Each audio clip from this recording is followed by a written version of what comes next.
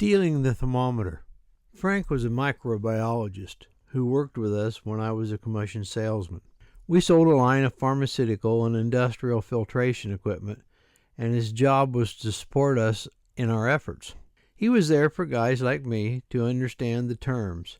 He would do the actual site testing for customer needs and then put the results in terms they could understand. He was a recent college grad from my alma mater, Western Illinois University. He'd been hired to replace another microbiologist who had worked for us doing the same thing. George was a knowledgeable young guy who dressed professionally and acted professionally, yet he was very conflicted. We were a very rowdy and undisciplined bunch of people doing what it took to make sales. George finally quit to go into the priesthood. When Frank was hired, I expected the new hire would be another starchy and straight-laced guy. What I found was a total surprise. I met Frank right after he started working with us. I was to meet him at a restaurant in a small downstate town, which happened to be his hometown. He was to be driving a new vehicle just issued to him from our main office. I arrived on time. We had an appointment about an hour and a half from there, so we were running close on time. I waited at the restaurant, and Frank was an hour late. I called the customer and rescheduled just as Frank walked through the door. He was about the same age as me, a tall, good-looking guy. He was well dressed for the period, yet looked a little disheveled. Shaking hands, I noticed his eyes were as bloodshot as I've seen in a while. He opened the conversation with, "You're not going to believe what happened to me last night." He had gone to college just a few miles from his hometown, and he'd met up with some of his old fraternity brothers from college the night before. They had partied until just a few hours before we were supposed to meet. He needed a cup of coffee and some breakfast. It was during breakfast when he told me about meeting up with the guys to drink and chase girls all night. They'd had a ball until it came time to come home. They were driving down a highway at a high rate of speed when they came upon a T-junction. He couldn't get stopped in time, and the new car, with less than 1,000 miles, ran across the median.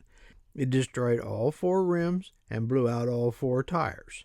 He said, "If I make it a week on this job, I'll be surprised."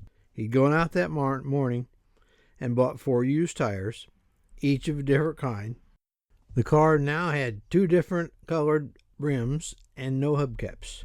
Who knows what damage he'd done to the underside of the car, but it was still running. Our appointment had been rescheduled for the next day, so Frank spent a good part of the day getting new tires and rims and finding hubcaps. I went on to the city where we were to meet later that day. I made some random calls and waited for Frank to show up. He finally arrived later that afternoon. It was too late for us to do any more sales that day. We decided to have an early dinner, and he wanted to get some sleep. The town where we were going to make our calls the next day is a nice, small, blue-collar town. The people are nice, but it has always been a place where you don't run your mouth, or you could easily get punched. We found a nice bar and grill to have dinner. We ordered our meal and, of course, had a drink. One drink led to another, and then another. By 10 p.m., we had bonded and told all our war stories. Frank was getting rowdy. The longer we stayed, the louder he got, and the more bold were the locals. Basically, he was acting like a drunken college student. Not a good thing to do. I can't say I was quiet, but I knew my boundaries in a small town. It wasn't long before one of the locals came up and told us that if we didn't want our asses kicked, we better leave. Now. It took me a little while, but I finally got Frank out the door. We walked toward our cars when he turned around and walked back to the side of the building, next to an alley leading into nothing but darkness. He slowly worked his way back to peek through the large picture window in the front of the bar. He kept watching, and after a couple minutes he said, "They're not going to follow us." He then turned to me and showed me one of those antique thermometers mounted on a metal background with a beer sign on it. He said, "Dave, I've always wanted one of these." He then asked, "You got a screwdriver?" I always carry a Swiss Army knife with a screwdriver on it, so I gave it to him. He told me to stand, watch, and make sure no one came out. I watched through the window and saw a little movement. He was just about done when I saw a couple of guys getting up and starting to leave. I told Frank to hurry it up as they were coming.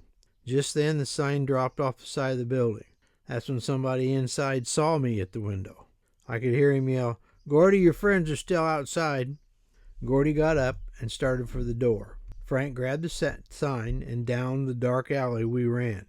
We had no idea where it was going to bring us out, but we couldn't stay in the sidewalk. Knowing that what would happen to us if we were caught, I ran as fast as I could. We came out of the alley about a block from where we started. It just so happened we were just a few feet from our cars. We each jumped in our cars and off we drove. When the guys got outside, evidently they thought we had ran away on the sidewalk and they missed us. We met up at the motel. I told Frank how crazy I thought he was, and we each went to our rooms. We made it to our meeting the next day and got the hell out of town. It was probably 10 years later that Frank and I ran into each other, and I brought up that night. We had a good laugh, and he told me he still has the sign.